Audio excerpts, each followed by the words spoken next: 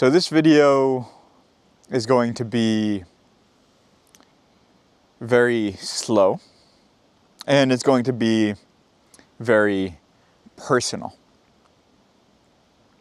It's the story of how I escaped a cult, and in fact, how I accidentally escaped a cult. And while this is very personal to me and my journey and my story, I believe that the lessons, the dynamics at play are applicable to everybody. The ways that I was controlled, the ways that I was able to extract and escape, I believe can be applicable to everyone. So this story starts, as these stories often do, with desperation. I was coming from a place for most of my life where I was just looking around me at what was happening to the world, and I was seeing this increasing destruction of life on Earth, an increasing sense of disconnection between the people around me, each other, our communities, disconnection with the Earth and the other beings that we were harming, and this incredible distraction, this sense that nobody was focused on what was important. We were all focused on these trivialities. And so I spent a long time sort of searching for who is solving these problems. Where can I go? And so I spent some time in Silicon Valley. I thought, well, maybe the problem is that we don't have the right companies or the right technologies, and that will solve this sense of destruction and disconnection and distraction. And as I spent many years in that community, and I started startups and consulted for other startups and went to parties in Silicon Valley, I started to think, I don't know if we're solving these problems.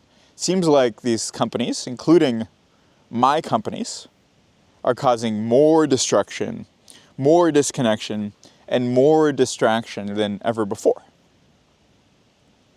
So I looked for other communities. I spent some time with the effective altruists.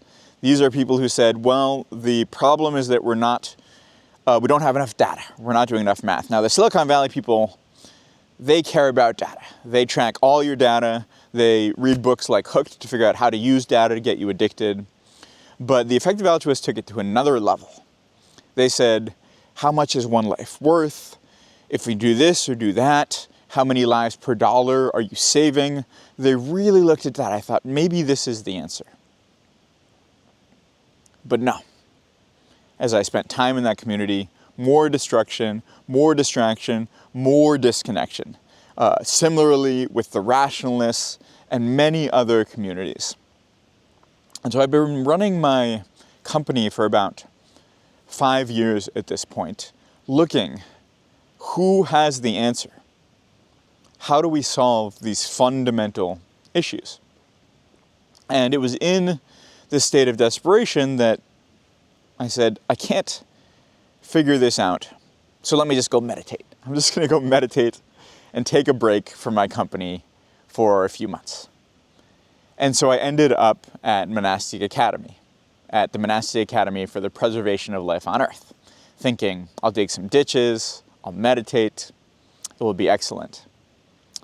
But when I got there, what I found was it seemed like I was in a community where they actually had the answers to these questions. Now, I had experienced this before, but for some reason this seems different.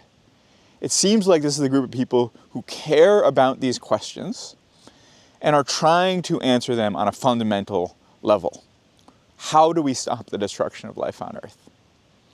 how do we stop this reflexive disconnection? And how do we stop being so distracted from what matters?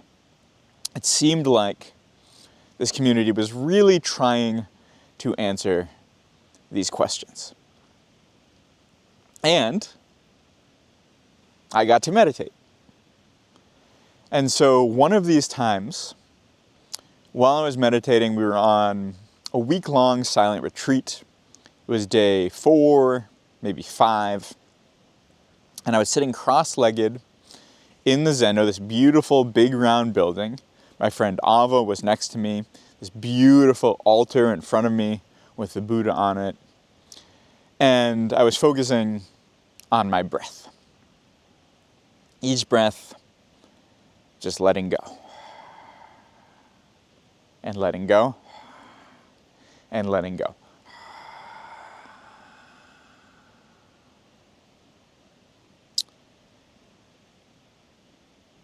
And what started to happen in that moment was that I started to let go of things that I didn't even realize I was holding on to. The idea that that's my friend Ava, and this is Trinley, and this is the zendo that we're sitting in, that all begin to fall away.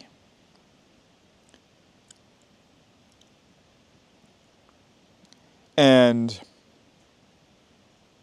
as it began to fall away, that first layer, the layer of distraction, began to fall away with it. There was this total focus on the breath. And then the disconnection began to fall away because there was no separation between the idea of Ava over there and the idea of Trinley over here and the idea of the floor of the zendo over there. All of these arbitrary distinctions began to fall away as well. But what was really surprising was that the destruction that I didn't even know I was holding on to began to fall away as well. What I found was that all of these concepts I was holding, I was using to create conflict. Well, I like Ava, but I don't like the way Jordan smiles, so I need to change Jordan to smile like Ava. But wait, that's judgmental. So I need to change myself so I don't judge Jordan for being like Ava. And I don't like the way that the altar is set up, so I need to slightly shift the Buddha to be in alignment with the altar. All of this conflict, needing to change myself to match the world, needing to change the world to match myself, needing to change everything to meet my preferences, it all fell away. And there was just this sense of peace.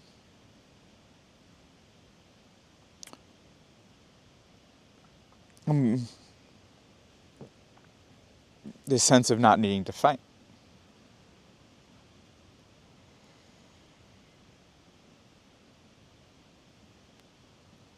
And it seemed like there was an answer to this question. What do we do about this destruction, this distraction, this disconnection? And then the bell rang, and I got up in this state of just total connection with the sacred. And then I looked over at Ava, and I just had a single moment of the mind of data coming back. The mind of data is the mind that abstracts, that needs to turn a tree into a number, that needs to turn, in this case, Ava, the sacredness of Ava, into the idea oh, there's Ava, that layer of data we add over the world came back. And I watched it so quickly. Back comes this one layer of data, and then came back distraction, disconnection, and destruction. In an instant. And I started crying. I cried longer and harder and deeper than I had ever cried in my life. Because I realized in that moment that these questions I had been asking, this why are we destroying life on Earth? Why are we disconnecting from each other? Why are we distracting from what truly matters? I realized that the answer was in my own mind. That I had been brainwashed by a cult, the cult of data, to participate in this system that was destroying life on Earth. And that I was so brainwashed that having, for a moment, accidentally escaped that cult, I decided to return. And so I just started crying.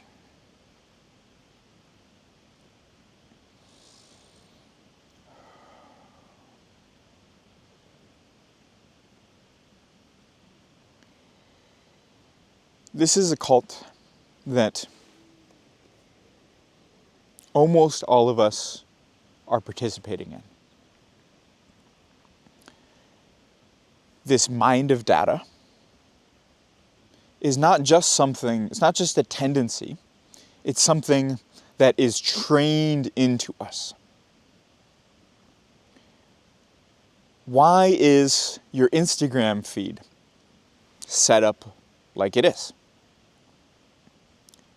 It's set up to make you want to take in as much data as possible. It's set up to be as distracting as possible. And it's set up to reinforce this destruction, these preferences, this separation. The algorithm of Instagram is set up to do that.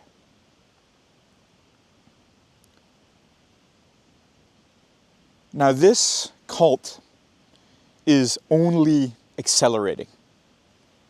We're coming to the point with this newest wave of software, in particular AI, where we'll have more power, this mind of data that can analyze, predict, take actions is becoming more powerful than ever before. As of the publishing of this video, just a couple days ago, we saw the release of an AI model that is so powerful that it found security holes in all the major web browsers, operating systems, some of the software that's underlying the internet. It found ways to destroy, bypass all of that. Things are accelerating very rapidly. And we need people who are ready to escape that cult and provide a new alternative. That's what we're doing at Maple. Instead of the mind that uses data to distract, to destroy, to disconnect, could we create a new way of seeing the world that wasn't the way that Instagram caused you to see the world, the way that your school caused you to see the world, the way that the news causes you to see the world, that increase these forces, but instead a way to interact with these forces that is positive for the world, that connects you, that focuses you, that cultivates compassion within you. That's what we do at Maple. This video is an attempt to use the media of the day to not distract you from what matters, but to pull you back in. We're scaling now at Maple rapidly because that is the only option right now. There is no more time to waste as these forces accelerate. And as of the publishing of this video, we're opening a 3-month cohort, the biggest cohort we've ever opened, of 12 people who we'd like to bring in and see who might join this mission long term, get you rapidly up to speed on a new way of interacting with data, a new mind, a new religion that escapes this cult of distraction and destruction and shows a new way. So if you're interested, there's a link somewhere here, maybe over there or down there, where you can do this application. The application is very rigorous because this may be the last opportunity we have to scale like this. We may fill up from that, and so we only want to get the best people. Thank you so much for watching, and I really hope to see your application.